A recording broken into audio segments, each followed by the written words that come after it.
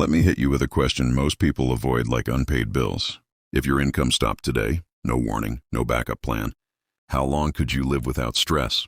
Not survive, not borrow, not put it on the card and pray. I mean comfortably. Would you still sleep well after 30 days? After 60? Or would your chest tighten before I even finished the sentence? That feeling you just had, yeah, that one. That's not anxiety. That's awareness.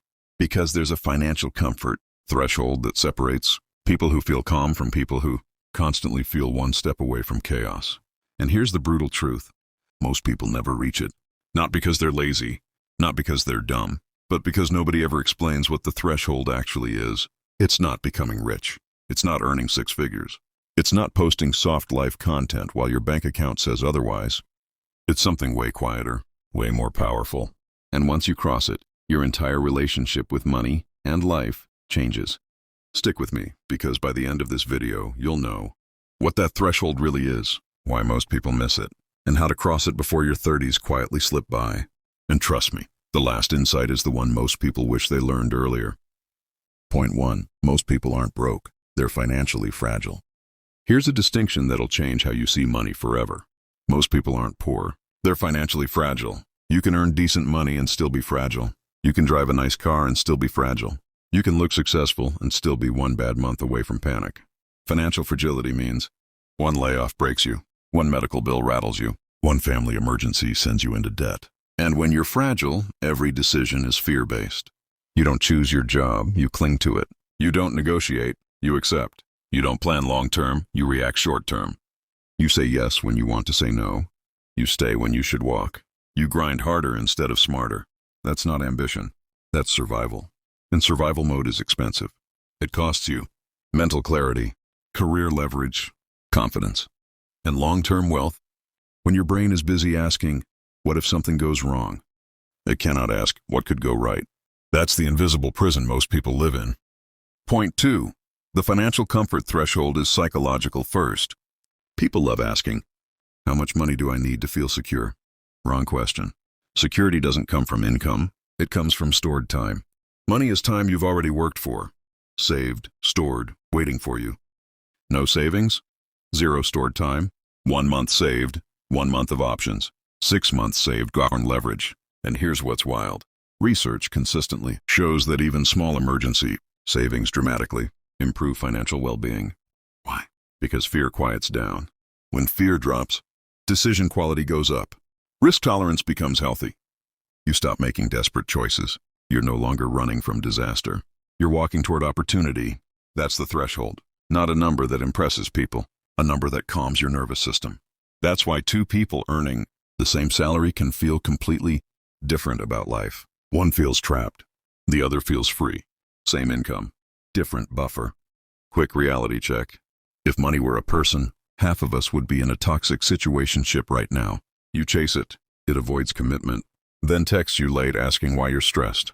Yeah, that's not love. That's chaos. All right, back to the point. Point 3. Why the first real savings milestone feels impossible. Your first serious savings milestone, whether it's 10K, 20K, or 6 months of expenses, is the hardest money you'll ever save. Not because it's the biggest amount, but because progress feels invisible. You save $500, nothing changes. You save $2,000, life feels the same. You save $5,000, still stressed. Same bills, same commute, same lifestyle. So your brain says, what's the point?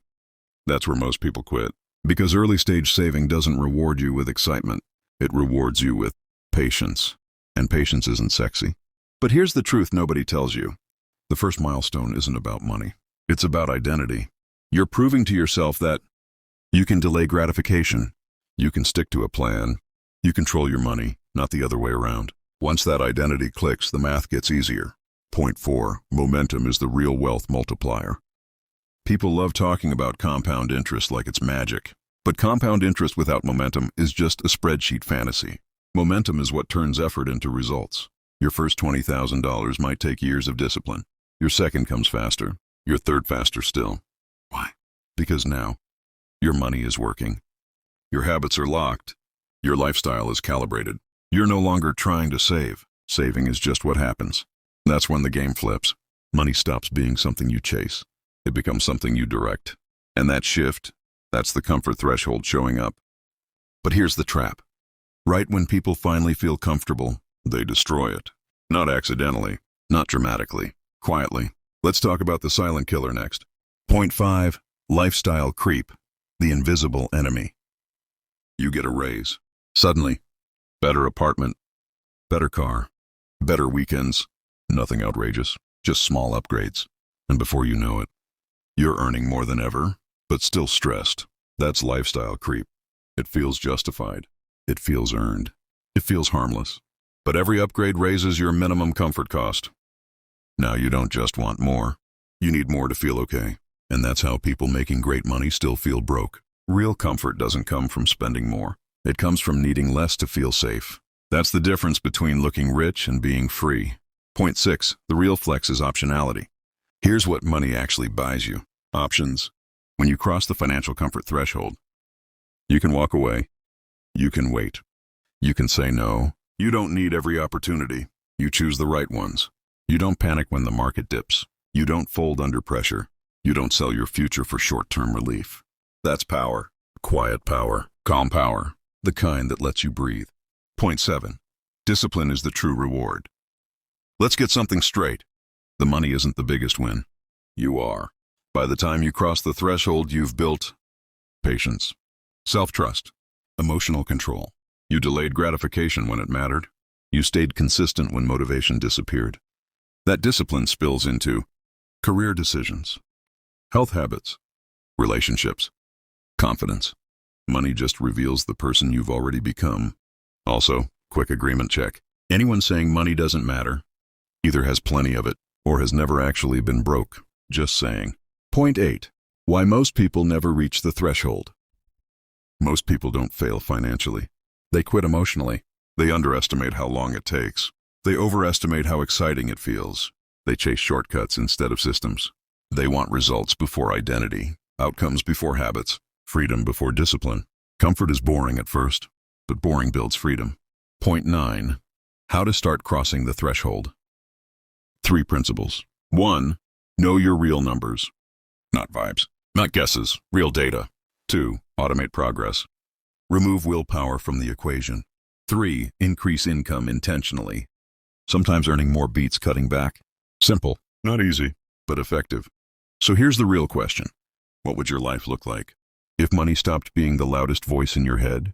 Because once that voice quiets down, you finally hear your own. And that's where real wealth begins.